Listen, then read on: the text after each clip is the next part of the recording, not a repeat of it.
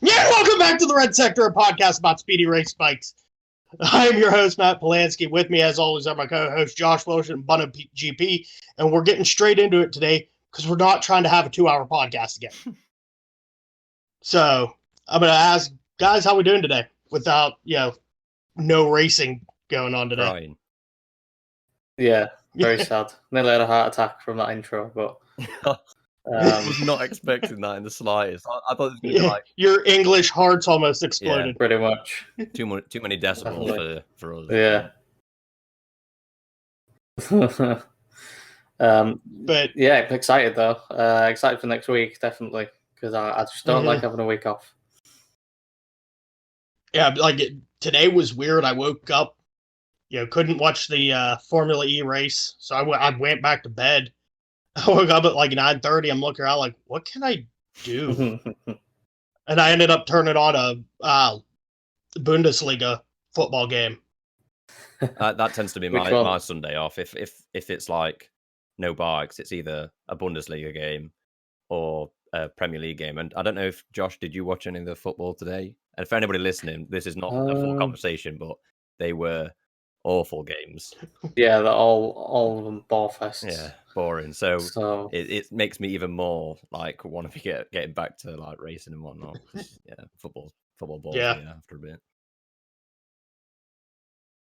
So, all right, we're going to get into the news of the week, and it started off Monday, right after, the race, basically as they were packing up, leaving Portimao.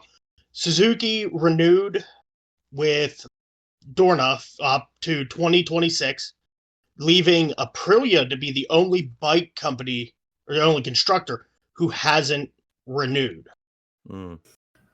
So, I personally, this is great. We have another constructor. Hopefully, they're renewed for 5 years and they can maybe get a satellite team now. Because winning that championship last year showed they have potential. So, Josh, what are your thoughts on it? Well, yeah, it makes sense really from this kind of current season standpoint or last season standpoint. I am wondering though,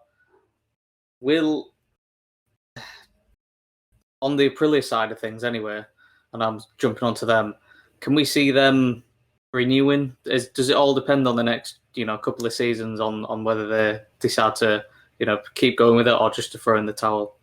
So it'd be interesting more to see with them, I think. And maybe another point to raise is, does this mean Suzuki are going to explore a second team maybe?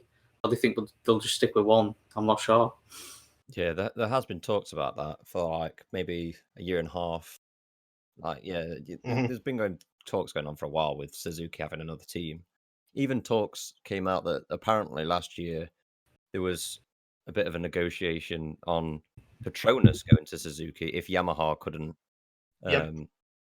basically carry on running with Petronas, and there was kind of a mix-up with Petronas maybe going to Suzuki and VR46 having two bikes in Yamaha. So it's an interesting point. I don't know whether they will or not. It would be quite cool to see two extra Suzuki bikes because they are a very competitive package as a whole, as a factory. So yeah, I mean, two more Suzukis would be great, and I think as long as it doesn't get completely out of control, two extra bikes wouldn't really be, overly excessive or anything like that. So but overall, great news to have Suzuki for another 5 years. Because since they've come back, they've only got better and better. So another competitive factory signing on for a few more years is great for everybody, really, I think. But with Aprilia, I think Josh is right. I think it just kind of depends on how competitive they are in the next maybe year or so until they decide to sign for a long time. Yeah, I mean, like I said, it's definitely positive. You would hope that moving forward, they get more competitive. They can keep competing for championships.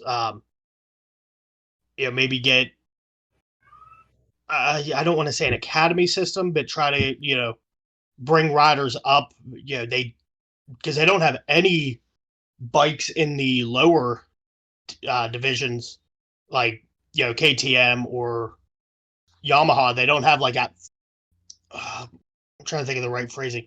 I don't want to say tunnel You mean system. like they kind of have academies through like KTM having Red Bull KTM, Red Bull rookies. They Right. have the KTM Like IO Petronas team. has Petronas one. have got obviously 3 sprinter teams all the way through. Yeah, I know what you mean. Mm-hmm. So like Yamaha obviously have that link with Petronas, and KTM have that with the IO teams, because obviously IO through 3 and 2, and then 2 into GP with KTM Red Bull.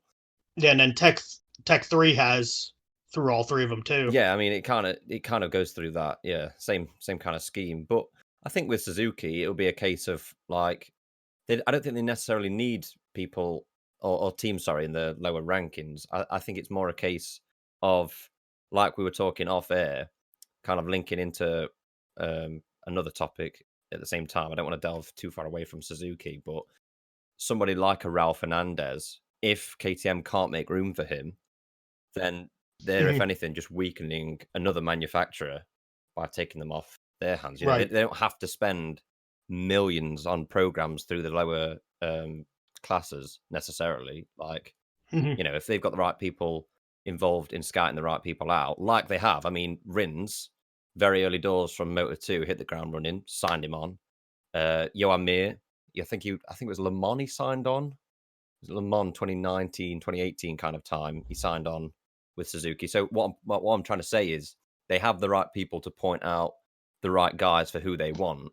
So, I mean, it'd be kind of cool to see a Suzuki team or that kind of thing through Moto2 and Moto3. But I'd like to see 2 more bikes in GP, personally. I think they're right. If you were to give it anyone out of Suzuki or Aprilia, I think Suzuki are more equipped to do it. Oh, yeah. Yeah, for sure. But moving on to talking about extra bikes.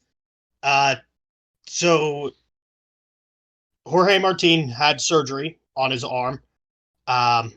And to fill his spot for the upcoming races, Tito Rabat is back in MotoGP. There was talks about their test rider coming in, kind of like Stefan Bradl did with Repsol. But there was like a conflict like in scheduling for the test rider. So they were able to bring Tito in. He has experience on Ducatis. He was with the Aventi team last season. He's so far just been waiting for World Superbike to start. So, what are your thoughts on Tito coming back in for a few races? Quite surprising, actually. I didn't think we'd be seeing his face again. But what is he in these? Is he in World Superbikes or British Superbikes at the moment? Yeah, he's in World Superbike. World Superbike. So I think they've been doing testing in Spain, have they not? So I guess as well, logistically, he's probably close by. It'd be interesting. Of course, I don't think we'll be expecting anything from Tito, to be honest. But I guess it does give him a bit of extra experience, and it gives, I guess, Pramac that having someone on that second Pramac bike, he could get a couple of points. Who knows? I think that's kind of the outcome they're hoping for. That maybe a points place finish, that'd be nice. But we'll have to see, wait and see how he does. Yeah. Yeah, and especially with that Pramac, we saw what Jorge was able to do with it. I don't think Tito has the same skill level that Martin has, but I mean that bike has proven that it can, work its way towards the front and stay at the front too. Yeah, I think he's being given a pretty competitive package because, like you say, it's not like a bike that's struggling. Jerez obviously is not a Ducati track, but Tito's been in the World Championship Series since 2000 and I want to say 6 or 7, and only just dipped out of it. And World Superbikes haven't even started yet, have they? So it's not like he's getting into like the swing of things with World Superbikes and then having to like readapt to get to GP. He knows a GP bike better than a lot of people, and even if he has been testing like he has been with World Superbikes, he's on Ducati anyway. So I think it's a good opportunity for him. I think they've got probably the best option to have as like a backup. I think him and Pirro. I'd have given it Pirro if I could have done out of the two. But I'm not entirely sure with Pirro. Pirro does all sorts of things. He races like every bloody week. Pirro does. During the race calendar, they'll have like a race at Aragon for GP, and then he'll be flying over to like the other side of Europe to race in CIV, and then he'll be racing in World Superbikes as a replacement. The guy does so much racing and testing and whatnot. So I don't know if he's not available, but I think, like I say, I think if it weren't for Pirro, I'd have probably gone for someone like Rabat because he's only just come off of the Avinti bike. So yeah, that's probably was a big bonus. Probably a reason why they went for him instead. To be honest, having that experience on the Avinti bike last season. Yes. And like I said, we'll have to wait and see how he does. You know, he has been off a bike. He has been practicing for World Superbike. They were, I think, at Barcelona not too long ago.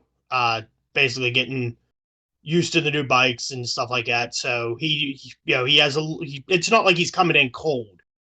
You know, it's not like he has been off a bike for the month since the last season ended. So yeah, it'll be interesting to see how he does. But yeah, like you said, hearing his name pop up was just kind of weird because it's like you never thought he was coming back, like almost like Grosjean in Formula One. Like he's out, we're not going to see him again. He's going to go on to do other stuff, but yeah, it was weird, popping on social media and just seeing him popping up with Pramac next to it. Yeah, I think as well, people might be thinking, well, why not like Scott Redding? But Scott Redding's in a bit of a different situation where he's the main guy in World Superbikes for Ducati, so they'll see it as like give it somebody else that's not classed as like the main guy, because he could go to GP, throw himself off that Pramac, injure himself, and then Ducati and World Superbikes have got no hope. Not no hope. I don't want to, I don't mean it like that, but in terms of their chances in World Superbike, they kind of all lie on Redding and Rinaldi a little bit, but he's new to that team anyway. So I think it just makes sense for Rabat. Like you say, it's a bit weird to see his name back in the hat sort of thing, especially because I don't know about you two, but I feel like since his 2018 crash at Silverstone in the wet, the big one that he had. I don't know if you remember it, Josh, or do you? I don't know if you remember the crash. Vaguely.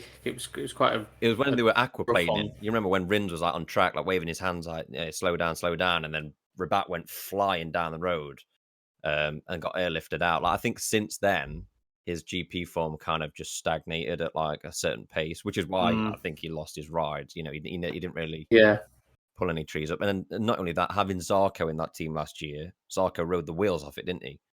He did, yeah. So it kind of made Rabat look a little bit worse off than probably what he wanted. But yeah, I mean, Jerez, not a Ducati track.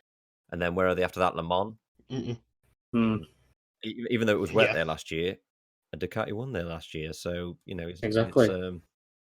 It's an interesting one. But yeah, I think it's a good ride for him, good chance, good opportunity. Yeah, so moving on from that, I'm gonna start this off and I'm gonna hand it over to Bono because he had the article pulled up. Tech 3 has made some interesting comments about Lecuona and his performance. Bono, do you still have that pulled up? I'll get it up now, but I can basically quote it, not word for word, but so yeah, the main topic of it was that obviously KTM have had the struggles this year. I think that's quite publicly known to everybody. And Poncharal, Hervé Poncharal, the team boss of Tech 3, has basically came out and said the same thing as what I've just said, in that the bike's not where it should be, but Lecuona has not really got the same spark as he had last year. Last year, he was a rookie. He kind of had that edge to him where most rookies have, where they push the limit and they go over the limit, but they have that fire in them that wants to kind of make it or break it sort of thing. And Poncharal's comments have basically said that this year he doesn't see the same Lecuona and it's kind of stagnating in a way of he doesn't see that fire in him this year so far. Now, me and Matt were talking before the podcast began, and we're basically saying that I think it's a combination of that bike isn't competitive. I think every KTM rider's pulling the hair out with it at the minute. And I think we've said it as well in past weeks that Tech 3, you would argue, is on par with the Aprilia in terms of it not really being... Well, it's the least competitive bike, isn't it? So, yeah, Ponchaw's basically pulling his hair out. I mean, what are your thoughts on it? I can pull the article up and get it word for word whilst you give your thoughts on Lecuona or anything like that. I mean, like you said, and like we were talking earlier, those bikes, I don't know what they changed. Every team tried new aerodynamics in the off season. Red Bull, they basically, each team had tokens they could use to upgrade a part, and Red Bull KTM put all of their tokens into the engine. So it was KTM and Aprilia who were able to, bring new engines in this season. Everyone else is on an engine freeze. And so I don't know if they messed something up with the engine. I don't know if they changed too much with the chassis. But those, like you said, those bikes aren't competitive, and it can be kind of demoralizing to a rider. So I don't know if that's what Lecuona's comment or his issue is. But I mean, it's a little alarming because they're not saying the same thing about Petrucci. It'd be one thing if both of them were having issues because of this horrible bike, and they're both kind of down in the dumps about it, so to speak. But it's like the comments are just coming about Lecuona. Yeah. Out of interest, how long has Petrucci got left on his contract? Was it a 1-year one? Let me try and find that out for you whilst you. Because I was thinking, with Lecuona's form and Tech 3 in general, do you think they could gamble next year and just have two rookies in the Tech 3 team, similar to what VR46 Ducati are doing at the moment with Bastianini and what's his name again? Marini. Marini, that's one. Could they possibly? Do you think they would bring Gardner in? And is it Fernandez? It's a good point. We were also talking about this, weren't we, Matt? And I've said from the very start of the year, even before a wheel was turned, that I think with the potential that Fernandez has, full stop, whether he won the race that weekend or not, which obviously he did, I think KTM, not Tech 3 necessarily, but KTM will be saying, look, that kid is the next thing in terms of age and just the rider that he is. So that if he carries on like he has, where he came from Moto3 winning Valencia, Portimao, and he's coming to Moto2 already won, then KTM will be looking at it this way, that if they don't promote him to GP, somebody else will. Yeah, exactly. So it is basically dog eat dog. If somebody isn't performing in another factory, then it's not a case of Fernandez is tied down to KTM. I mean, we saw that with Jorge Martin. Came through with IO team, didn't he? With KTM. Yep. And it was almost destined that he was going to go up to Tech 3. And then Petrucci came out of nowhere, and it was like, oh, well, that almost means that they're not promoting Martin, or it might have been the other way around, in that he already picked to go to Pramac. So it's not, it's not definite that he'll go to KTM. So if one of the Tech 3 guys, or both, like you say, don't perform, would they go with two rookies? I mean, they've done it before with Zarco and Folger. Yeah, they got a lot of criticism for that, and it paid off. It paid off because they had brilliant years, if you remember. But yeah, I don't know. It's a weird one with Lecuona because I rate him. I do rate him. I just think the bike's suffering a lot at the minute. Yeah, I'm thinking if they say went down the route of promoting both Fernandez and Gardner, would they drop Lecuona back into Moto2, maybe alongside Acosta, if they decided to promote him, depending how we did for the rest of this season. Possibly. Yeah, I think it's a high chance, but that is as well, like, will they still see the potential in Lecuona to put him in a top team in Moto2 to think about maybe later upgrading him back up again? Do you know what I mean? Like, I think they'll look at it with that IO squad in Moto2 as these are the guys that are definitely, if they hit the target that we're kind of setting them, then they'll go up to GP. Do you know what I mean? So it's whether they have the confidence in him to go back down to Moto2 and, bounce back up again. I mean, Lecuona's still young. He's still like, what, 21, 22, something like that. Yeah. I guess if Lecuona was to be relegated to Moto2 and then, wipe the floor of the field, it kind of put him in the trickiest situation.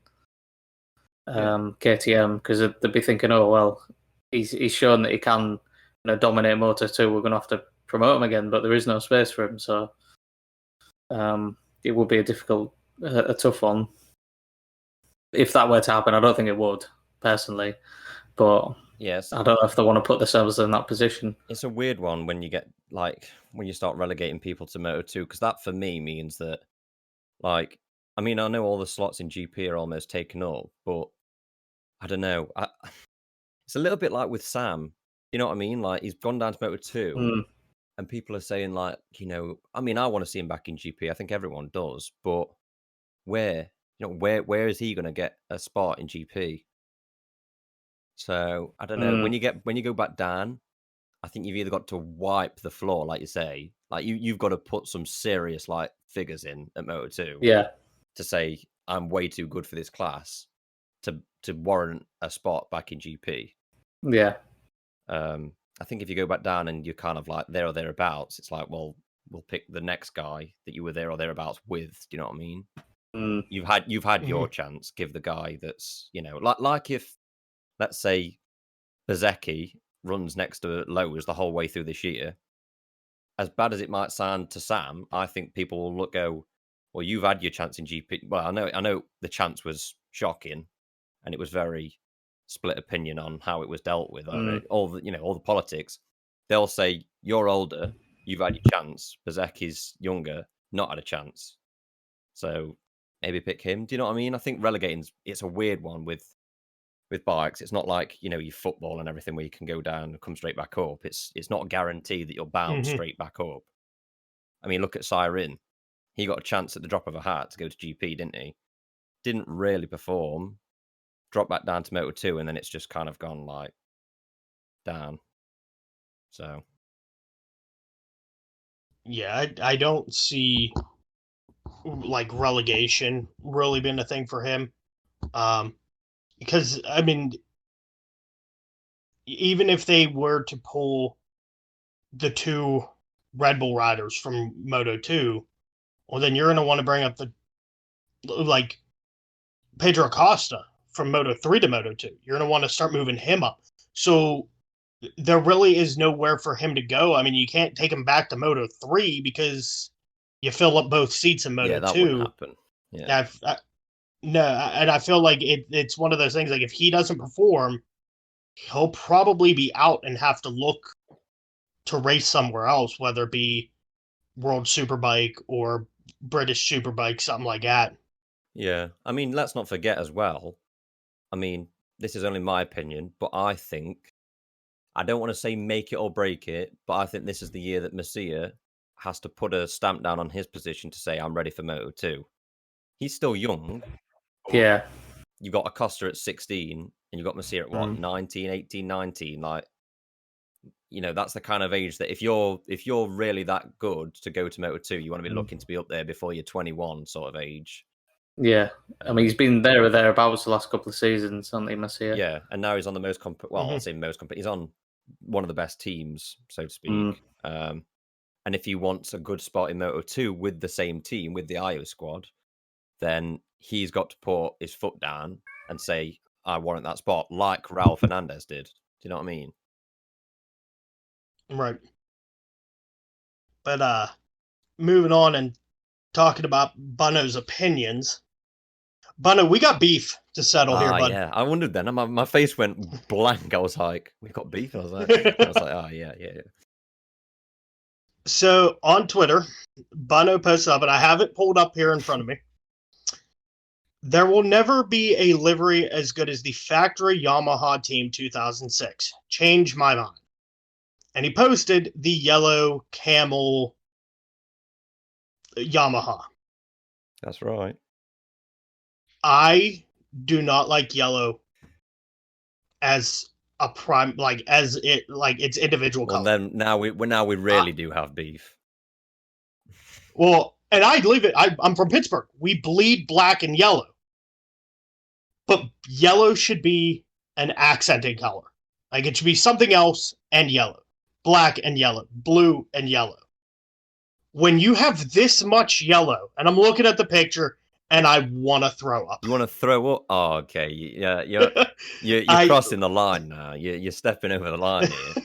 Like that livery to me, and it's so weird because being a Rossi fan, like he dominated all the way up until that year, and then that year it's like Marquez now. For anybody that's like a new fan, imagine Marquez like not injuring himself last year, and then being like champion, and then 1 year having like a fault every other race and being wiped out, or like, you know, like everything that could have gone wrong went wrong that year. But ironically, I love that bike. That bike for me, I just remember being a kid, being like 5-6 years old, and I saw that bike. I was since then I've always been like, that is the bike for me. I love it. It's just iconic for me. Like even the his Repsol Austin Powers bike is better than that bike. No, it's not. No, I'm sorry. And I've seen some people say like when I did a livery rankings thing for this year's liveries on YouTube, and I saw some people like, I don't know if it was Joey or not, but somebody put in my Discord, they were like, Repsol that low? And I'm like, if you like the Repsol livery, then I'm sorry, you have to be the most boring person alive. Like, it's not. It's the only thing they've changed for the last 20 years is less black. That's it. That is literally it. Like, but I mean, what did you say was your favorite livery? And I want Josh's opinion as well, because Josh has been very quiet on this. I feel like he's either one way or the other. I don't know which way he swings with it. I responded with the Petronas bike. Yeah. I love the black with the teal and the way it like blends together. I think that's such a cool color palette. And this is coming from a Red Bull fan. I mean, I like that livery. Genuinely, no hate towards the livery, but best livery ever. The Petronas bike, best livery ever. Are you seriously doing this to me, Matt? You say you have beef, and you're saying a black and teal bike is the best bike ever. I mean, hey, like I said, I came back with the Austin Powers bike. That one at least had something different. You know, it like I'm looking at the picture now, and it says Rossi Repsol Moto in like that funky 60s, you know, Austin Powers looking writing. Just to quickly bounce back to the Petrucci thing, Josh. Yeah, he does have a enter 2021 contract, Petrucci. But back on deliveries. I also put up the 06. I think I've just got an 06 fantasy basically, but I put the 06 Fortuna Elias livery, and you hated on that, and I was like, okay, this is becoming a bit of a problem. Red and yellow does not look right together. The thing is, I'm a Derby fan, so red to me is like sick. I hate red, but that livery is gold. I love that livery. And we need Josh's opinion. Josh, what's your favorite livery? Well, that camel one is iconic. I think it's definitely a classic, iconic looking livery. It's like one that you'll just see a lot, and you know it. You know what it is. You know, it's instantly recognizable. So I like it, but I don't know. I'm going to be a bit really boring. Not Honda Repsol boring, but I like the Duke. I like the current this year's Ducati and last year's Ducati's livery. I don't know why. I just like that red and black. I think it's quite clean. It looks lovely. Really, I'm a big fan of it. I'm a big fan of it.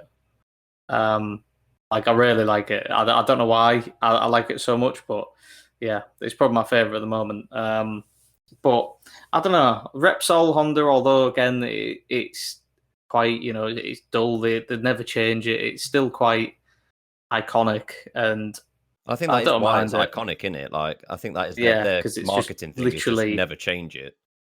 Yeah, they'll change like a pinstripe every season, Yeah. and that's about it.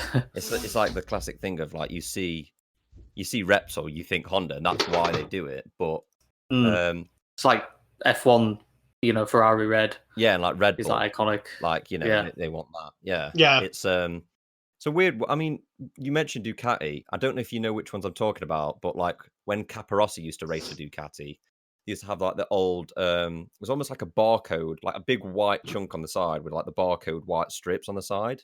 I don't know. You might want to like look it up. That to me is like I'll have to look at that that is one. like the for me the iconic Ducati livery because they came into the sport like 2000, 2001. It's a little bit like when Stoner won championship. They had like the Alice or Elise or whatever which way you pronounce it livery, like the big white, no sponsors really on the side. A bit like when Ferrari 04, 03, when they used to have like the big white chunks on the side, but that was it. That was it. Just red and then a bit of white. Like they look quite nice, but I could never say a red bike would be my favorite bike just because of my football connections. I could never say red.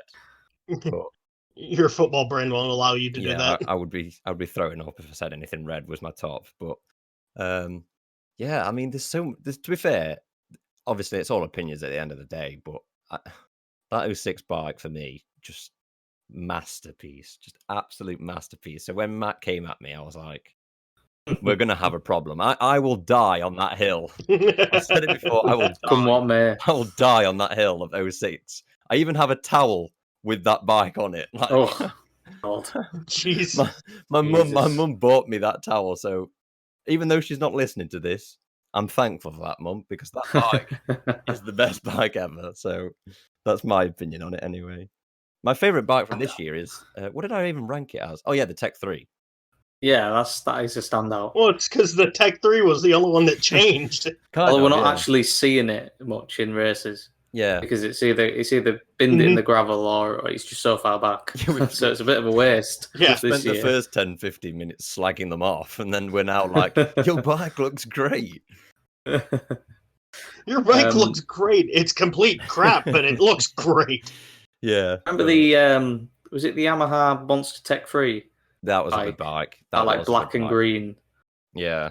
Like the 2016, I like 17 more, because I think before that they went more like DeWalt on the side. There was a bit more like fluorescent yellow, but like as years went on, it was more black, green. Like when Zarco rode it, it was like that was a good bike, good looking bike. That was definitely Tech quite 3. a nice looking bike. Tech 3, they've got good liveries, I think. In that department, they seem to do quite well. Oh, I've just realised as well, 07 Rizzler Suzuki. Do you know the livery? Oh yeah, that's a classic.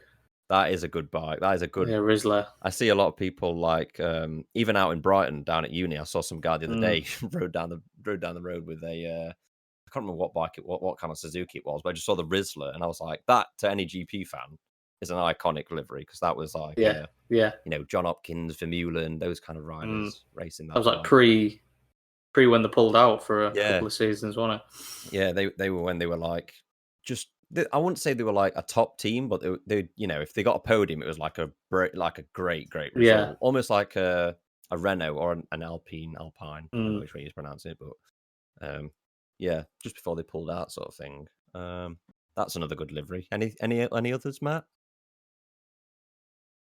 Any others you want to disagree with me on? No, like I said, I hate yellow as a full color. And red and yellow looks abysmal together. If you're going to say yellow is abysmal, you're going to annoy a lot of the older fans listen to this if they know which ones I mean. Do either of you know the classic, and I don't care what Matt says about this is classic, and you can look it up, the Kenny Roberts Yamaha yellow. If you know it, if you see that to any old bike fan, they will know what I'm talking about, which is weird because me saying this, I wasn't even born when this bike was racing, but that is an iconic bike. The white late 90s, was it? I pulled up a picture. It was in the 80s. 70s, that one. 70s. Senior, not junior, yeah. Okay. Yeah. I mean, to be fair, Junior's Suzuki bike was half decent. Like the old classic Movistar, like checkers. Yeah. They had that through, like with Danny Pedrosa, like in the 250s and stuff. But Yeah. And Simoncelli's 250 bike. Do you remember that? Like the old classic big 58 in the middle with like the red stripes on the side. 658, yeah. Yeah. Barbera had one in the Or even 250s as well. Like they had like white and red checkered. That was a weird one. Even Simoncelli's, what was he on again? Was he on an LCR? Yeah, LCR San Carlo. That was a nice bike. That was quite nice. That was like white with a bit of red. Was it not? Lovely bike. Yeah, the San Carlo LCR team. Yeah. That's when like Bautista rode for them as well. Yeah. Yeah, that was a good bike actually. I don't think white is a colour you can really pull off that much in bikes. Or even cars. No, you don't see often. You don't really see white, do you? But or you get the Yamaha that I think Cal Crutchlow was on during testing. That was like a throwback. That anniversary livery. Yeah, that was a good one. It's a shame they didn't go with that livery, to be honest.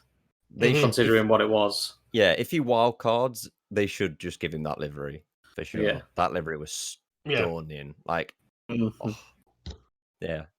And you look at the old Lucky Strike bike. I mean, that's primarily white with the red. 93 Schwantz bike. Yeah, that's an iconic one as well. Yeah, indeed. There is some absolute stunners. There is definitely some old classics, even like the old 250 Chesterfield Aprilias. They were stunning bikes as well. I'm fully nerding out now, but yeah, I just this is why you're our encyclopedia. Going through the category in my head of just like the amount of bikes. I could probably just sit, and you know what? Next week, let's just not even do a race review. I'll just do a podcast on here and just talking about liveries. It's a solo podcast on liveries. I'll just sit here just talking about me on liveries. Yeah. Just pull out some of the most obscene, bike names that people haven't thought of in 20 years. Yeah, because I sit here now talking about bikes that like anybody listening would be like, "You weren't even born," and I'm like, "Oh, I know." But yeah, probably move on from liveries. Otherwise, we'll be here till 3 a.m. Well, yeah. Moving on to the next topic, we'll probably be here for MotoGP21 came out last week. Yeah. Banu and I have gotten twice. Yeah, you got it twice. Shout out to Robo46. He sorted me out with he didn't sort me out. I won a competition. Let's just make that clear. I've not done anything like dodgy. Yeah, you made that sound a bit dodgy there, to be fair. I would have given it away to somebody here, like even like you, Josh. But obviously, I got it for PS5, and Josh is on Xbox, aren't you? So, yeah. So yeah, I gave it to a mate of mine that was after it. But yeah, I got it twice. I paid for it, and then I won it in a competition. So yeah, I've been playing it a little bit. In fact, I've got it up now. But yeah. So what are your thoughts on it? As I'll let Matt go first. See what he says. I pre-ordered it and then completely forgot about it until. Well, when did it come out? The 22nd? Yeah, 22nd. My Discord, you probably saw Joey like on about it. Like, well, no, I started seeing on Instagram because I follow the game on Instagram, and they started posting like trailers for it like every hour. And then it clicked in my head, and I went home and I played it, and I kind of have mixed reviews or mixed feelings about it because it looks stunning. It looks amazing. Better, yeah. The lighting, the shadows, the way the bikes, move. Like in 20, there was a lot of times like if you looked behind you, when the camera would turn around so you could see what was behind you. If you looked at your tire, it wasn't moving fluidly. It like moved in segments. Yeah. So little stuff like that has changed and gotten better. The whole manual retrieval thing looks awful. It is so bad looking because like you go down, your rider like stands up all like clunky, and then he like straightens himself out, and you have to turn, and you're running so slow to get to the bike. It needs some work. There is an option to turn it off, and I immediately turned it off. It needs some work. It's a little bit clunky. It's like the guy gets up, it looks like he's been on the booze like since like before the race. It's a bit weird. It was Barry Sheen. Yeah. It's like because it. And if you watch like normal, like if a rider goes down, when they get up, like they get up fast and they are hauling towards these bikes. And it's like the animation to get up and then it has to end before you can start running. And then they're running just so slow and clunky looking. And then when they pick the bike up, it changes to a different camera angle from like inside the cockpit of the bike. Yeah. And then you have to get on the bike. It's an interesting theory, but like Bono said, it needs a lot of work. Yeah. It's not good right off the bat. I haven't got MotoGP21 yet. I don't know if I will. But from what I've seen of it, I've seen gameplay footage, like current, like released version gameplay footage, and apparently the AI riders don't have to run and pick the bikes up. No, they don't. So immediately you're at a disadvantage there. No. So unless you're, winning every race by 5+ seconds, and you want to spice things up by giving yourself that disadvantage, I just don't see why you'd put it on. Yeah, it either needs to be on for everybody and be fluid, or not on at all. Maybe in online races. Yeah, online's fine, but even still, like Matt said, it's even if you're online and you crash, you spend like 5 seconds standing up straight. It's like, But I'll be honest, I've got mixed feelings with it because I started playing in it and they have changed it. A lot of people was like, oh, it's just a reskin of 20, and it's not.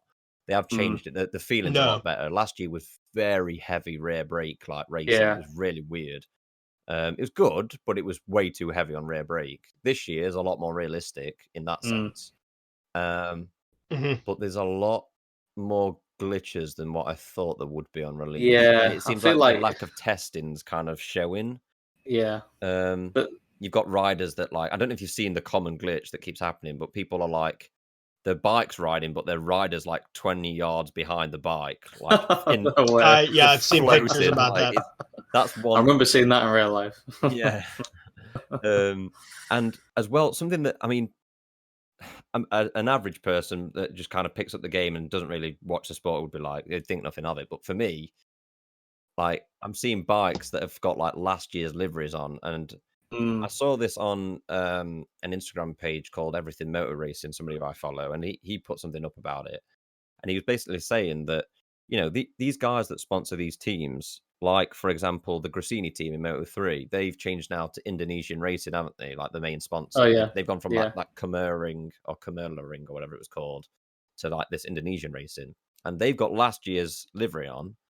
And this, for example, Indonesian Racing, they're paying this team like thousands and thousands of pounds or whatever to have them on as a sponsor. And if they were to really take that to heart and be like, look, we're paying you thousands, and one of our marketing streams is this game, and the game have not even put us in it, it's like, that for them is like a big deal. And it's kind of like, like the people making this game, you would like to think know enough about the sport to like make sure that they have the right liveries on. Like, I don't feel like that's too much to ask. I think that's pretty bog standard. But yeah, I see it like with them, and I see some riders that have got like old, like Darren Binder, for example. He's still wearing like an Alpine Stars like set of leathers, and he's not even with Alpine Stars anymore. Like, to the normal person, it's nothing, but to like these guys that like want to sponsor their sponsors on the old platforms possible, it's a bit weird. And there's a lot of glitches. There seems to be a lack of testing with it. It's a bit odd. Yeah, Milestone, they know what they're doing. They make all of the motorcycle games. They do MotoGP, they do Ride, MXGP, Supercross. They know what they're doing. I don't know if it's the fact that they're a small company, that they don't have a lot of people, I think, helping develop these games. I mean, I even saw a video on YouTube where they were interviewing like the guy who I don't know what you call like it, the guy who like team or whatever, like and like they even said like they work really hand in hand with Dorna on this game. Yeah. So it's you have to wonder, is it something like not enough manpower, because they are a small studio from Italy. I mean, Yeah, I think. Go on, Josh. I was just going to say, I think they've probably just released the game about, I don't know, 85, 90% complete, and then just, finish that extra 10, 15% through patches at certain points. Mhm. Like, obviously, at the moment, apparently the AI just keeps crashing. Most of the AI seem to be crashing at least once in a race. There are a lot of them going off at the same corners. And apparently I don't know from you two playing it, but the curbs are apparently unrideable pretty much. Yeah, they are. Like if you go on the curbs, that's it. Yeah. There's nothing you can do on them, which is obviously unrealistic. And I think I've seen a couple of other, minor gripes and issues with the kind of gameplay and yeah, it's just one of them things. I think it's going to be probably a month or two before we get a full final game, I think. Because I guess they have to update all the, the like faces of the MotoGP riders because I think they still have helmets on. That's a good point. Yeah. If anybody's actually noticed, I don't know if you've done any career, Matt, and gone through like Moto3, but a glitch I've found is that Yuki Kuni is apparently, well, basically at the starting grid, they go through all the riders and they've all got helmets on in Moto3, but they've got like the right leathers, the right helmet, all that. You get to Yuki Right. Kuni, and his face pops up with none other than Valentino Rossi. So that's a bit of a glitch. But yeah, the curbs thing, I was like, I get that on two wheels, obviously, curbs are a lot more unrideable than what there is in a car because you'll have two wheels on tarmac. But it's like ridiculously like bad, like not bad as in a sense of like, you can kind of avoid them, but at the same time, in real life, you're not, you don't not use the curbs, you know what I mean? But they are like bad. Like it's like the curbs are like, a foot taller than the tarmac. You feel like you're like when you're on the on the curbs. It's ridiculous. But yeah, it's. I would rather the game come out a month later than when it has and kind of been tested. I mean, they have their own Discord now, with a lot of people suggesting stuff and whatnot. They could handpick which a Discord I got banned Oh, really? From. How come? Yes.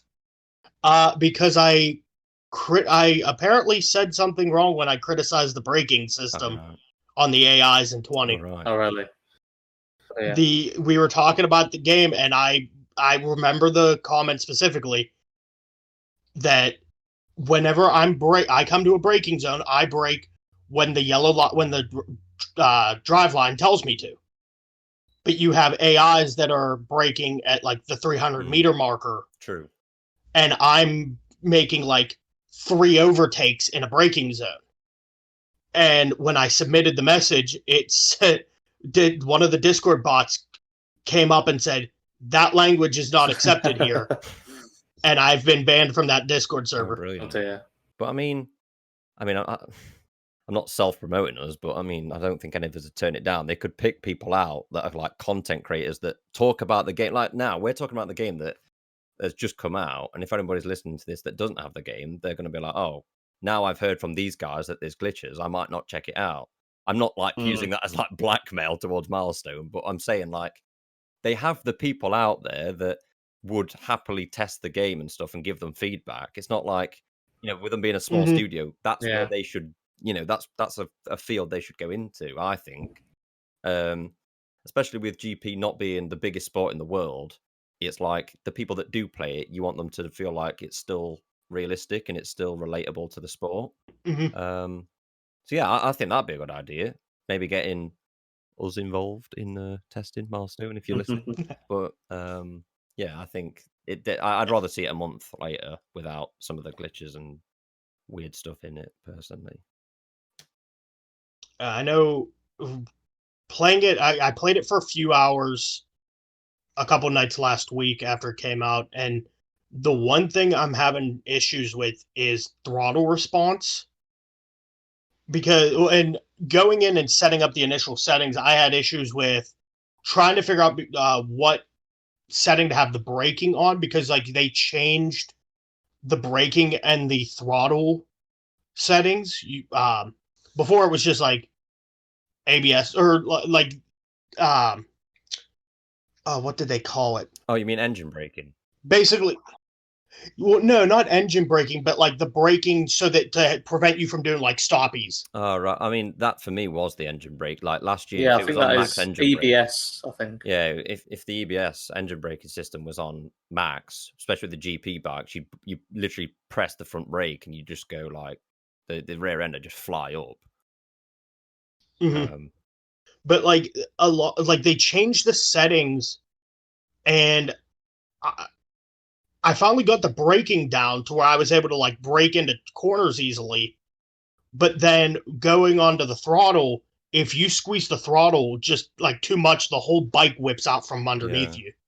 Yeah, another. I know, like with 20, you could almost go full throttle through the like coming out of the turns, and the bike just sort of planted itself and went. Where with this, it's like even with traction control all the way up, your back end's kicking out from under you. I think the crash animations are a bit weird as well. Like if you high side, you don't high side. Like you kind of like fall through the bike on the bike high sides, but you like kind of just fall through the actual bike and roll on the floor, which is like, I don't know. It's a minor thing, but again, it's like it's just realism, isn't it? It's just the realism factor that you kind of want playing the game.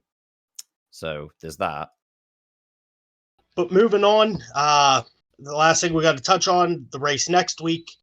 We're going to Jerez, which was the first 2 races of last season. I was gonna try to do a Twitch stream for this to like do a track preview, and then when I started practicing to do it, I remembered I am trash at Jerez. I crash a lot, and I go off the track a lot, and yeah, that would not be entertaining. That's not the qualities you want for general race pace, is it, around Jerez? No. To be fair, on that, I'm actually, I'd say Jerez one of my stronger tracks. To be fair, so that's not bad for me. Maybe it's the Yamaha touch from last year. Maybe it's just me and Yamaha just got that connection. You know, we just. I mean, and we saw how they did last year, so it could be. Yeah. Usually in the game, I use the Ducati. Around Jerez, I use the Ducati all the time. I think that might be a part of your downfall around Jerez. I mean, it turns like a boat, so. Oh, and that's going back to MotoGP21. Something I was like realizing because I was trying to test. Where's I trying to test it? I think Barcelona, and then I tried going to Jerez, and like I was definitely feeling the Vizioso thing. Like this thing does not turn at all. It was so bad.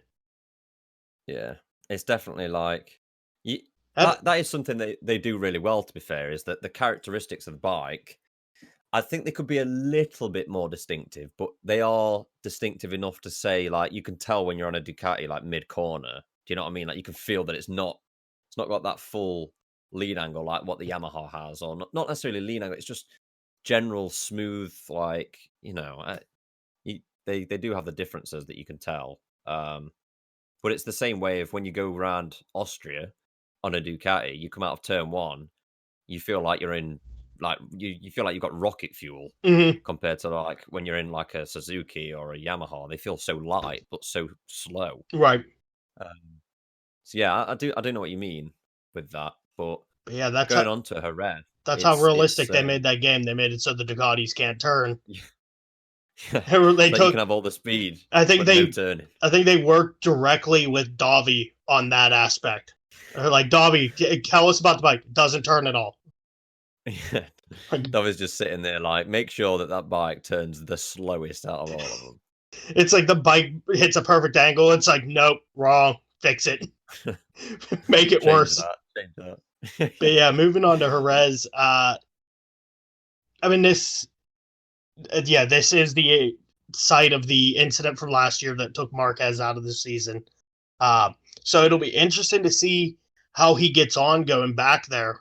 You're going back to the scene of the crime, pretty much. This track can get you out at certain points. There's not a huge amount of elevation change at this track. There is some slight uphills to it. But Yeah, there's more than what people think. Mhm. People think it is pretty flat, but it isn't. Like even turn one is, A it does slightly elevate uphill. quite a little.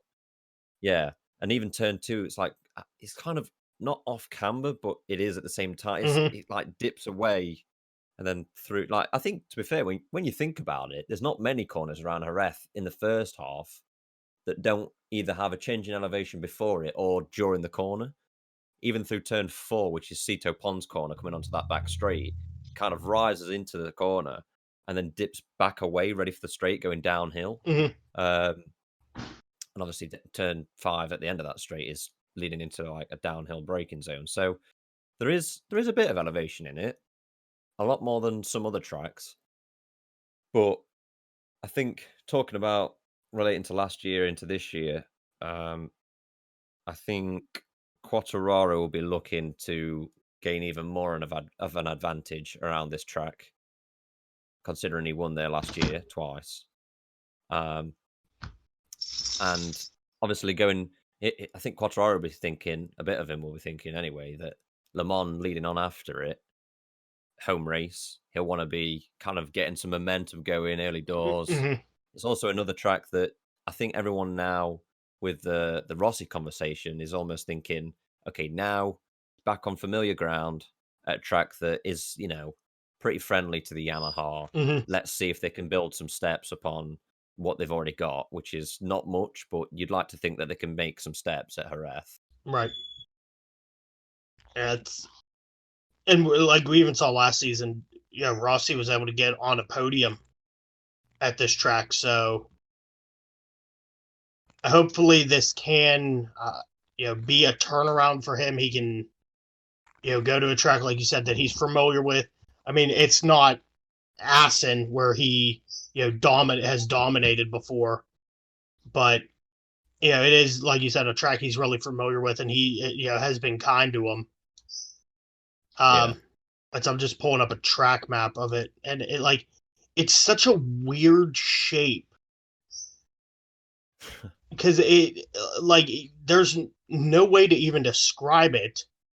As you come down the straightaway, like you said, you go uphill to like a going back to the rally. It's almost like a two right, like a three or a two right down a straightaway into a almost hairpin right into like a six left down another straightaway. The turn four, which is almost full throttle, and Yeah. that's where Mark went off twice last year. Yeah, Mark crashed coming out the third corner Mhm. when he made his main accident, which is kind of ironic because anybody that again is part of a bit of an older generation, and this crash again happened before I was born, but it was quite a famous crash with Doohan. Doohan actually nearly finished his career at turn four. I think it was going into turn four. So that gravel trap, so to speak, where Mark in the race originally went off but saved it. Yeah. That corner where I think I'd be right in saying, I'm pretty sure he got that bad of an accident. They were either going to amputate his leg or basically say like you can't race again. And he came back and did what Doohan did and wiped the floor with people. But Mhm.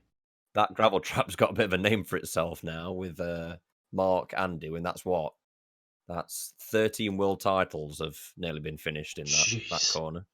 And to be honest, most people that know that track that might be listening to this now will know that it's not a dangerous corner. It's not like No. Eau Rouge at Spa or, it's not like you look at it and go, that needs some serious looking at. Like, it's not a dangerous corner. They've not got like lack of space runoff. It's just coincidence. It's just one of them that a Mhm. couple of bad accidents have happened at, and they've paid the price for it. I mean, Mark's been out for what, like 8-9 months? 9 months. I don't know if it's that long, but yeah, it's a great track though, Jerez. I love Jerez. It's very neutral, isn't it?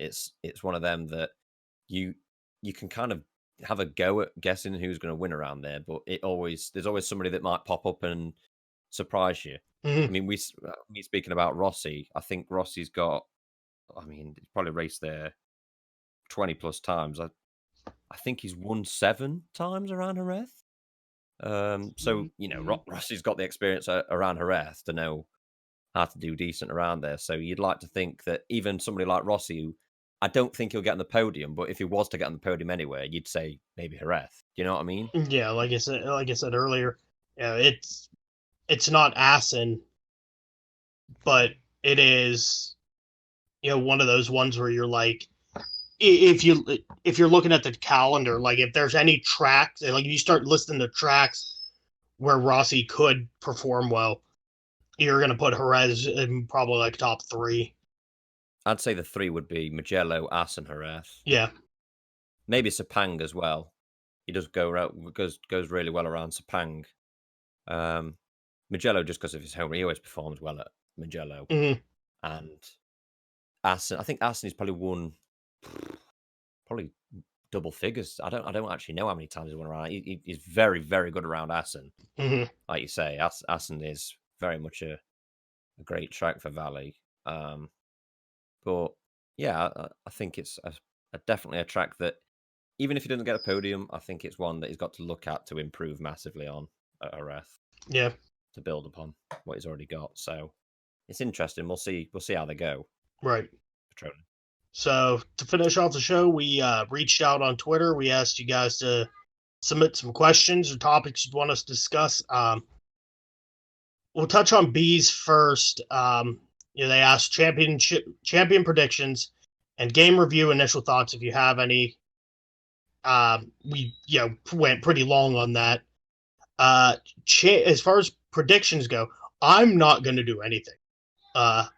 Because you might want to explain to the people why.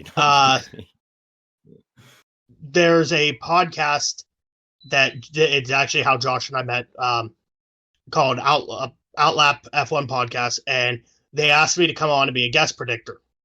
I was like, okay, sure. Looked at previous races, and the race that they asked me to do this for was Monza last year. And like I spent a few hours like looking up previous races and trying to figure out what lap times and stuff like that. And I think I went pretty stock and just went Lewis, Bottas, Verstappen for qualifying and the race. And then the race happened, and they were nowhere near the podium. So after that, I kind of just went, you know what? I'm not going to do predictions anymore because this does not work for me. And especially with MotoGP, as unpredictable as it is, I'm not going to take a stab at this. But if you haven't noticed, Josh had to go, so we've been finishing this up without him. But he did leave us his predictions. He says, my championship predictions are Zarco for rider, Yamaha for manufacturer. Yeah. And for the race next week, he put Bagnaia for quali, but Zarco for the race. That surprises me, to be fair, that he's gone for, around Jerez, he's gone for a Ducati rider to qualify. So 1 lap pace to have a Ducati rider and a race winner to be a Ducati rider. Obviously, matters a little bit with the championship prediction with Zarco winning, which I think it's a good prediction. Zarco's a solid rider, and we've spoken before on him upgrading everything on all fronts this year with Zarco. So it's a solid shout. Me personally, I don't think Zarco will win pure and simply because of his inconsistency, and that's being probably quite, I don't want to say harsh, but it might be a bit harsh to some people thinking, Zarco inconsistent. He's known for being consistent, of like churning out results. But I think looking at like Portimao, a track that he didn't fly around all weekend, he wasn't like the standout guy. I think he's going to try and drag out too much of the bike on what's possible and bin it. Whereas somebody like Quartararo and Vinales and the likes of are very much like, if the bike doesn't perform, even if it's scraping points around 6th, 7th, 8th, they'll bring it home. Like a Mir, like we said last week on Rins, Mir will bring the bike home. I think that's the difference. But yeah, he's put Yamaha as his manufacturer, so I'm happy. Yeah. So I'm happy with that one. My prediction is for next week. Oh, I don't know about next week. That's a hard one. I think Quartararo for pole. And I'm going to go with I don't know. I really don't know what to go for the race. I'll be boring, actually. I'll go Quartararo for the race win as well. Not for any particular reason, no bias at all. With that No, prediction. none. No, you know me. I'm not biased towards any particular team. But my championship prediction is going to be Quartararo too, And Yamaha. and my manufacturer is going to be KT. Yeah, it's going to be Yamaha. Yeah. Don't give me hope like that. Very... Don't give me hope of KTM being a constructor. And the thing is, every single year I sit here and I'm like, Yamaha, just because of like the bias, I'm like, yeah, Yamaha, I want them to win. And, it's not like I'm asking Aprilia to win. Right. They are a competitive team, Yamaha. They always have been. They always will be. It's just a case of, it's more heart, not head. But right. Yeah, it's like Josh was saying earlier. Every year we're going to get Quartararo winning one more race at the start of the year. Yeah. So hopefully I'm just going to keep on supporting them through thick and thin, and hopefully one day it will come good. And I think this year Yamaha will win manufacturers, and I think Quartararo will win the championship. Yeah, I think you do need to give some kind of prediction, Matt, just for the fun. I'm going to be real boring about it then, and if I go on, say the Y word. Say it. I think, talking the race for next week, for qualifying, I'm going to pick one of the Yamahas. One of the Yamahas. And for a win, I'm going to say one of the Suzukis. Not sure which one. Oh, really? Yeah. Not bad shot, to be fair. I don't know which, could this be where Rins finally puts it all together? Is this where, Mir shows that he can keep a race together for a long period of time? Yeah. So it would be very easy just to say, oh, Mir, but it's not like Rins. People think just because Mir won the championship last year that now Rins is all of a sudden this kind of B team, right? Not B team rider, sorry, like a second rider.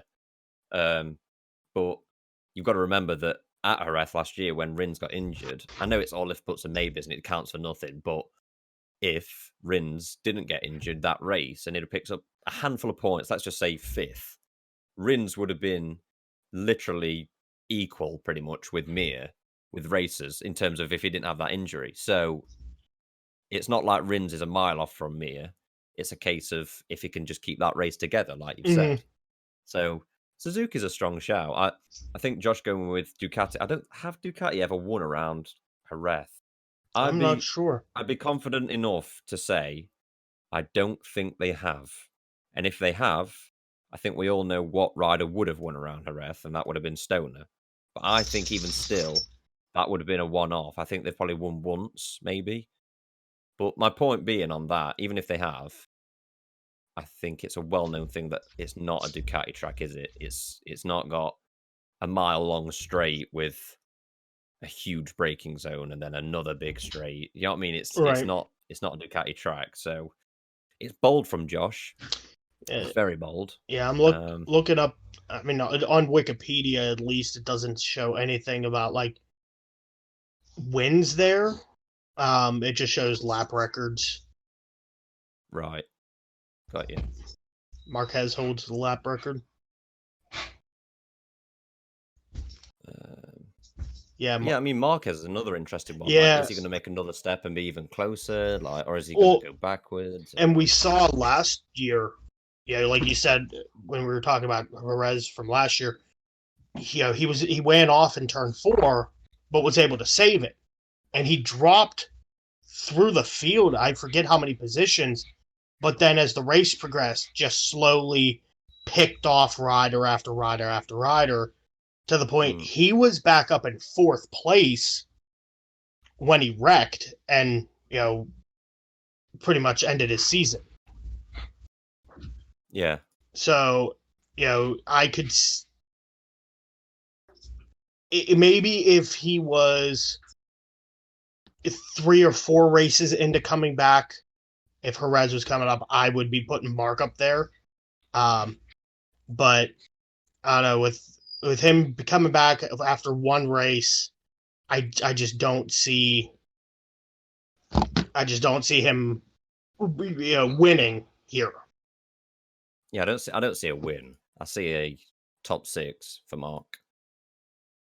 Personally, he could put it in 8th again, or 9th, where he finished 7th. I think 7th. Yeah, or he could, just go backwards, because it's obviously it's not as physical, I'd say, as Portimao, but it's also still not a easy track to ride around. Just because, I mean, you even think with that right arm, just for example, the last sector, you got those fast right-handers, you leaned right the way over, like dragging that bike through there. It's not an easy track. None of them are, but it will be an interesting one with Mark. I agree with you. I don't think we'll see him win. So that's that with predictions. What else was there on Twitter? The other question was from Joey. How do you think the rookies are doing so far? And who do you think is going to be a rookie in 2022 season out of the Moto2 riders? I assume he means rookies in GP. And then rookies from Moto2, people from Moto2. Yeah, who's going to come up from Moto2 next year? I mean, you already know my opinion on this. Yeah. Talking how the rookies this season are doing with Martin, Marini, and Bastianini. I think they're doing phenomenal for what they've shown. We just talking Martin. We saw how he did in Qatar. Granted, Qatar is a very Ducati track. So, I mean, you kind of expect them to do well. I mean, to see the launch he had in race 1, to get from 14th to 4th, and then to put it on pole in race 2, to lead 19 laps in race 2. I mean, I think he has done phenomenal. Yeah, it was really rough to see him go down at Portimao. We hope for a speedy recovery, because I think this kid could do some really great things on that bike. Talking Marini, I mean, and listening to other podcasts and different interviews, he's one of those riders where he takes a little bit of time to get. Yeah, it's a slow burner. Right. A slow burner, definitely. So I feel like he's taking his time. He'll get there. I think next season he'll be even better. And then Bastianini's been pretty much right there with him the whole season. Neither one of them have fallen. They've finished every race, and I mean, that's the best thing you can do as a rookie, is at least finish the race. And just see where you end up.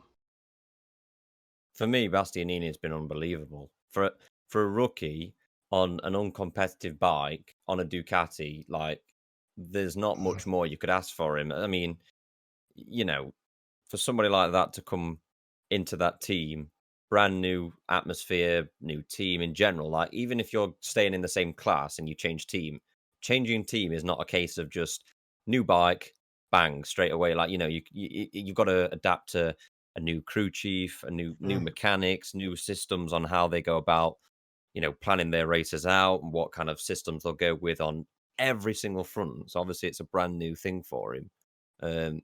So for me, Bastianini has been brilliant. Marina's been fantastic as well, considering the bikes that they're on. And Martin has as well, even though, he crashed out at Portimao and he's injured and whatnot. Like you said, he led how many laps for Qatar 2? Like 19 laps. 19 laps as a rookie. That's that mega experience for him. So I don't think you could ask much more for the rookies this year, really. Well, and that's like after the race, the Qatar 2 race, I was talking to a guy at work who is a huge F1 fan, and I was trying to explain to him, what this was in relation to F1. I'm like, this would be if Yuki Tsunoda put it on pole and then led for most of the race. Yeah. And like Literally, yeah. he was just like, kind of taken back, like, oh wow, that's really impressive. So I mean, if you think about it, and the more I think about it, the contrast between the rookies in F1 and the rookies in MotoGP are pretty similar. Because you got one team that went all new rookie, like straight rookies, with Haas and Aventi, and then you've got the Pramac AlphaTauri thing And where AlphaTauri, yeah. I Got didn't. not well. Gasly's not. Yeah, Gasly, Zarco kind of thing. Well, two Frenchmen, Yes. if you like. There's your comparison. Yeah, it's a good system to go for. It's all with conspiracy. Pramac. It's all conspiracy, yeah. But with Pramac, I think they've got the perfect chemistry and sort of lineup with Zarco that they're not pulling any punches. They want him to challenge for a title, and they have Martin, who is a fast rookie, which can still see what we've seen what he can do. Mm-hmm. But even like the small things, like we mentioned in Qatar 2, where Martin came out and said, "I know my role in the team. Mm-hmm. It's for Zarco to make the most points." That is already obviously Martin's a very, very good professional. It's a case of like he knows his place and respects that. So even though he's going to fight for as much as he can fight for, if it's a case of letting Zarco have the most points for that team, I think it's been very well drilled into Martin from the Pramac boys, as though to say, look, if it's a case of letting Zarco through, or not letting him through, so to speak, but you know what I mean, like letting him have those points. Great lineup for Pramac. I think everybody knew that from the off. If he was going to be quick, and Zarco was going to be even better from what he was with Avintia, great lineup. Yeah. Fantastic lineup. And then moving on to Joey's second point, rookies for next season. I mean, you've been hyping Fernandez for weeks now. Yeah. Because I got the standings pulled up here, and I don't want to go just like, oh well, the top three.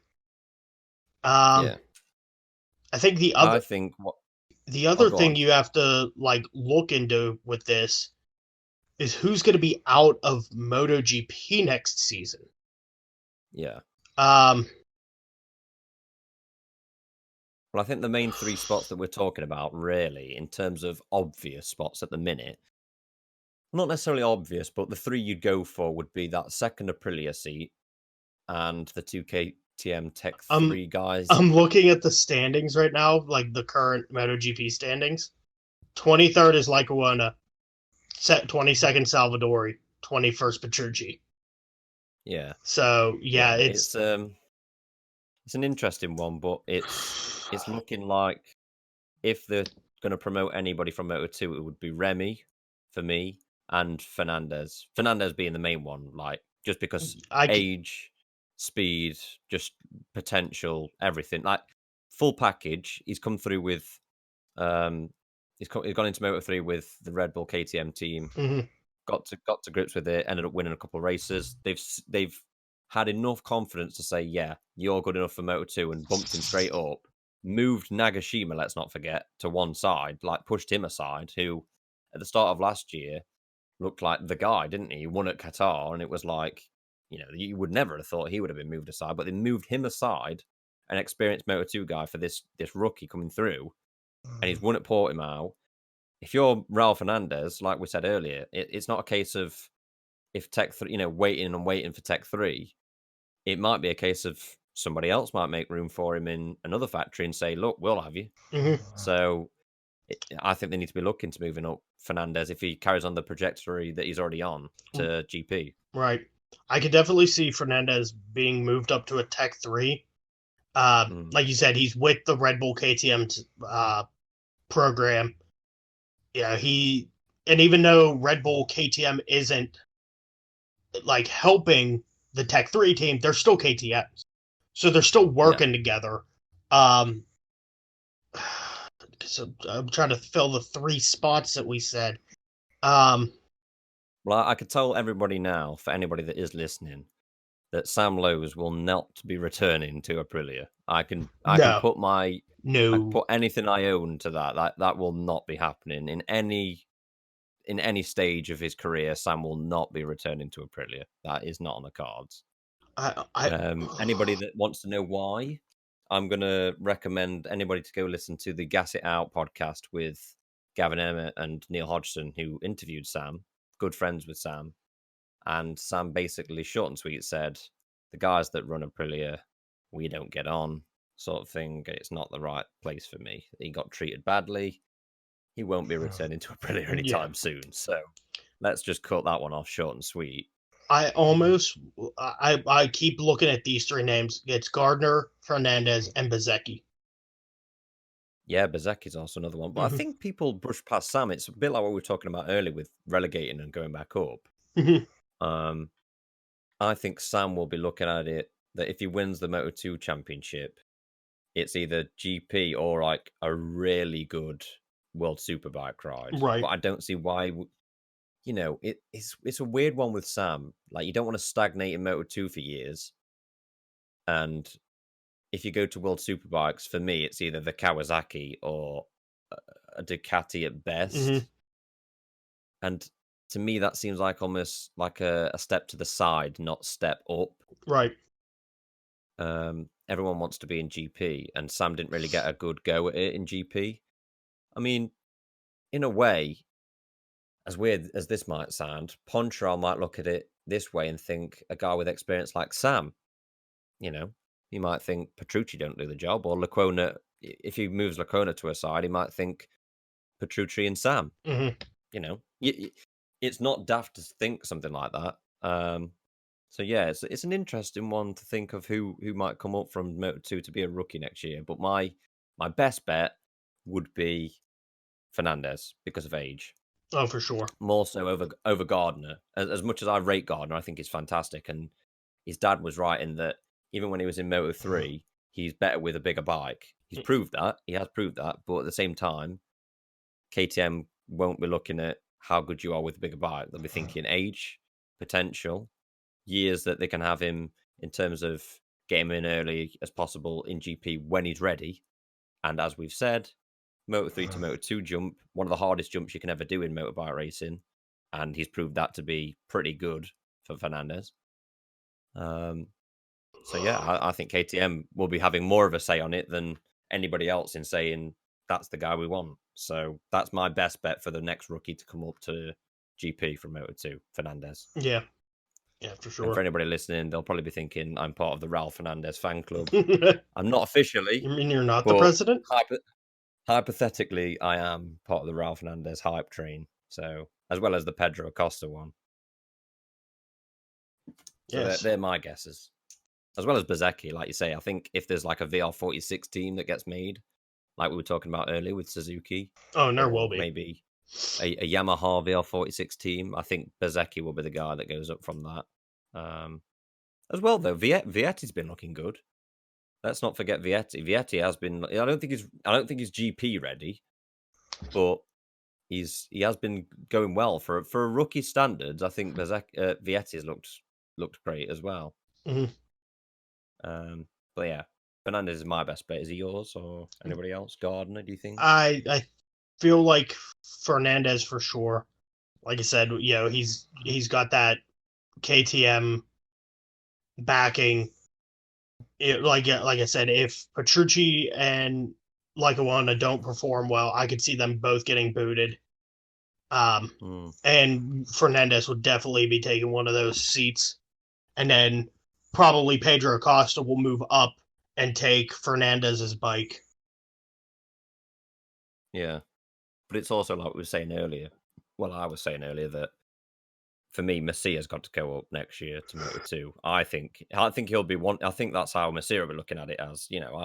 Messia wants to win the Moto3 title this year and go straight up to 2. And if he doesn't win the Moto3 title, be good enough to go to 2 with a competitive team.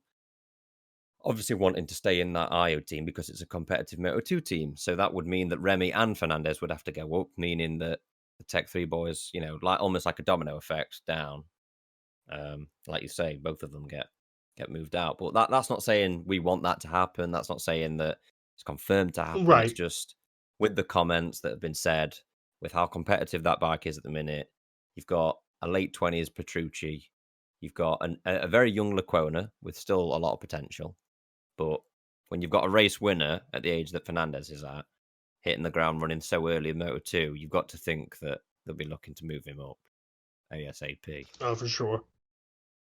But in general, I think that rounds off everything so far in the week in between. Predictions for Jerez. Looking forward to it. Want to get back going to that. And as usual, anybody that is listening that wants to interact with us, then feel free to follow us on Twitter with the interactions for the questions and whatnot. We'll leave Discord links in the YouTube. If anyone's listening on YouTube, we'll leave the Discord links to that. All of our personal Twitters, etc. All that jazz. We'll be doing that as usual. So yeah, I think that's it, isn't it, Matt? Yep. Yeah, that's pretty much it. And like you said, make sure to follow this podcast on Twitter. Make sure to like and subscribe. We are slowly taking over Bono's YouTube page. So if you have if you know of any older people who are into MotoGP and maybe don't like doing the podcast Spotify thing, direct them over to Bono's YouTube. Making my YouTube into like the care home of our section of. I mean, let's see. Your Discord is pretty much become our Discord. Your YouTube channel is going to become our YouTube channel. Yeah, but it's a good way of getting it across to everybody. I think it's anybody that is listening to this that feels like getting part of joining our Discord. It's not like it's weird for anybody to. There's people in there that don't necessarily watch every part of GP, but still interact for the races and whatnot. Yep.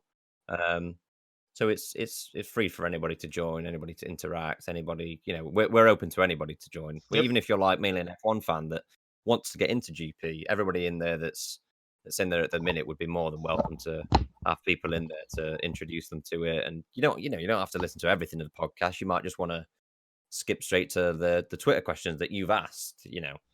It's open for everybody and anything that you're willing to interact to or with. So yeah, it's free reign for everybody. Ask us what our favorite livery is, and me and Matt will try and kill one another. Yes. Over thousands of miles. It's ask anything you like. Yeah, the images and the GIFs will be a-flying for that conversation. Yeah, that's all on Twitter, by the way. If anybody is listening that wants to get onto that, that's where the real beef kicks off. Yeah, if you want to see any of the bikes we were talking about, just go on Bono's Twitter. You'll see the god-awful yellow bike and then all the responses beneath it. I might make that my my cover photo. Is that what you class it as on Twitter? the banner at the top. Yeah, like the banner. I might make that my banner, the 06 Yamaha bike. Because it's the best bike to ever be released into the motorcycling world. I can see Matt's face of absolute disgust. That Repsol is 100 times better looking. No Repsol bike will ever be a better livery than a Yamaha. Like I said, that Austin Powers bike just... Austin Powers. Well, I went to look because I needed to pull up a picture of it to post it on the Twitter feed. And it just kept coming up, Austin Powers bike. Yeah, that's the 03. I think that's, my memory serves me correct. That's the last ever Repsol bike that Rossi rode on. I think it's the 03 Valencia before he went to Yamaha the following year. Mm-hmm. So everyone was like, "Oh, it's such a good looking bike," and Rossi was like, "Yeah, let's get rid of that. Let's go over to the dark side, so to speak, from what he went from." But yeah, it's a nice livery. Just not as good as the 06 Yamaha or any Yamaha. Yeah, I'm sorry. Even though I'm a Yamaha fan, I think everybody will agree that they make good-looking bikes. Even like the Cal Crutchlow one that you mentioned. Yep. Still a stunning bike. The 04 Go kind of livery, the historic Go livery that he had. Very good bike. And the Yamaha blue is a stunning, beautiful blue. That is a... If I ever see something and I'm like, that's a nice blue, I'm like, it's not quite the Yamaha blue. You know what I mean? Yeah, It's a bit like Josh with the Ducati red. It's a nice red. Yeah, I mean, they can't compete with the Red Bull blue, but okay. No. Let's not be crossing wires even more. So that's a whole different world you're getting into there. Oh. Yes. But somebody did make. I don't know if you saw. Somebody did make MotoGP liveries onto F1 cars and vice versa. I did see that. It was on. They looked really cool. Like I saw the Aston Martin bike, and they were all made onto like a Ducati bike. That's the model they used. Mm-hmm. But the Aston Martin colours on a Ducati bike actually looked really nice. But yeah, crossing over to F1 liveries being better than GP liveries, that's a whole different world you're getting into there. That could annoy a lot of different people. Yeah, I just pulled up the images from of the switch they did, and yeah, I mean that. Oh God, all the pink of the Racing Point. Oh yeah, last year's race. The Mercedes bike doesn't look any different. Boring. The Red Bull bike looks like the Red Bull bike. Yeah, they actually did tweet Honda. I don't know if you saw that. They tweeted Honda with Verstappen and Perez on it and said, "If you need us at any point at Repsol Honda, then let us know." Yeah, and Honda got back to them and were like, "We're in full swing with things now with Mark, but we know who to call." I thought that was quite cool. It's always cool to see the teams kind of like interact and like have a dig at one another sometimes when they do on Twitter. That's quite good. And also on that point, I just do want to have a quick point on a recent event that we've not actually mentioned. Vinales has actually deactivated his Twitter. Oh yeah, I did hear about that. Yeah, due to the abuse that he's getting. And I do just want to say for anybody that is listening, and I think most people will agree, it's only a select amount of people, but MotoGP is very much a sport that it's not like football where you've got sides, so to speak. Like, don't get me wrong, I'm a Yamaha guy, and I know I make that quite clear, but I would never wish bad on anybody that is against Yamaha, you know, like a Honda or a rival Japanese manufacturer. I would never wish Mark or Paul like a bad weekend or for him to get injured or for him to have a bad career or anything like that. I think that side of it is for anybody that does that. I think I speak for everybody in saying that is not our sport. Like it shouldn't be any sport, but that is not our sport. Do not make this sport into this toxic, like wanting to have career-ending injuries to people. Like that is so low blow to say things like that. It's not for me. I'm not a fan of anything like that. I think people need to kind of wake up and realize that these guys are racing at the top level of bike racing and are risking their lives not only for our enjoyment but for their own reward. Vinales is not racing to try and finish at the back. None of them are. Right. So for people to sit there, like I've said before, and have this armchair opinion of saying that, they acting as if they know better and giving him abuse and wishing bad on him,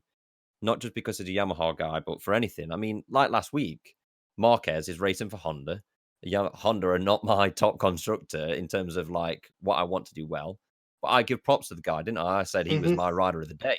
Yep. Because at the end of the day, this should be a sport of you have your own side, you have your own riders, but it's a respectful sport. When somebody does something well, you should respect them, and when they're having an off day, it should be you should support them. And if you don't support them as a rider in terms of being their favorite, you should at least just it should be an acknowledgement of they're not doing great, but cool. Leave it at that. Don't violate the guy. Don't fire hate and abuse towards them and wish bad on them. It's not for me. I know it sounds like I'm having a bit of a go and a bit of a rant, but let's just make that clear early doors. Let's, with social media, it can be a bad place, but let's not make the sport into, like the football Twitter side of things where it can get very bad, very nasty, and very toxic. It's not nice to see. It's when it gets to a point where a rider's deactivating his Twitter, like, come on, let's stop. Let's not be having that. It's not nice to see, I don't think. Yeah, I mean it's a huge issue with social media. You get these people who feel one way or another, and they feel like, oh well, I can say whatever I want on here because nobody's going to do anything. And like you said, I think people tend to forget these are human beings. These are real people who have issues. I mean, I think if this past year has taught us anything, it's mental health is very important. And to go after somebody because of a poor race, it's stuff, like you said, it's stuff you don't want to see. Like I said, I'm a KTM fan, but it's weird because MotoGP, you sort of like root for everybody, is what I've seen. From a lot of people. Just talking to the few people I have in the MotoGP Twitter community. Like, yeah, you have your favorite team, but you sort of just like what you want to see everybody do good. Yeah, you should admire people that even if, like, again, I use Mark as he's a great example for me because obviously it's a well-known thing that Yamaha and Honda are big rivals. It is what it is. They're two big Japanese manufacturers that if you're on one side, you kind of don't want the other to win, and you don't want both of them to do well, so to speak. Like you want to see one of them beat the other. For me, Mark has dominated these last few years, and even though I'm a Yamaha fan and a massive Yamaha supporter, I can still sit there and watch Marquez win and tip my hat to him and say, you know what, fair play, because he is one of the best. And I could sit here and say it with a lot of pride in that he is one of the best riders we've ever seen. Full stop. He is. As much as it's not like I don't want to say it, because again, like you said, you should admire all of them. You should have the respect for everybody there. So for me, it shouldn't be a case of just because you're not maybe their biggest fan or whatever. I'm not saying you should want everyone to win. And if you don't have favorite riders for certain reasons, that's cool. But let's not be firing abuse at one another over like online. Like you say, we're all humans at the end of the day. And, mental health, like you say, this last year, if it's taught anybody anything, how important that is, for people already, like, it shouldn't be a case at any point, but having had the year we've had to now be again, or even still, let's just say, still doing that, like, come on, like let's wake up a minute and just realize, is there any point saying things over online to kind of wish people bad and want them to get injured? It's just, you wouldn't say it to them in the street, so why say it online? Do you know what I mean? Right. And I think we can leave it at that, but I think it's something that shouldn't be just glazed over and ignored. Right. Yeah, so I think with that, that's pretty much the show. Yeah, not to finish on too much of a negative point, but yeah, like we've said, everything, Twitter, Discord, all that jazz, we'll leave in the description of YouTube. And if you're listening on any podcast apps or anything like that, you can follow us all on the regular Twitter handles that we tend to leave with RedSectorMotoGP, MotoGP, Matt Polanski 1, and I think Josh is J Wilson 194. Yes, I think that's what Josh is. Wilson J 194, something like that. But you can find that through our main Twitter page at RedSectorMotoGP. Anyway, the Twitter handles are in the description. But yeah, on that, we'll leave it at that. Yeah. Yeah. So with that.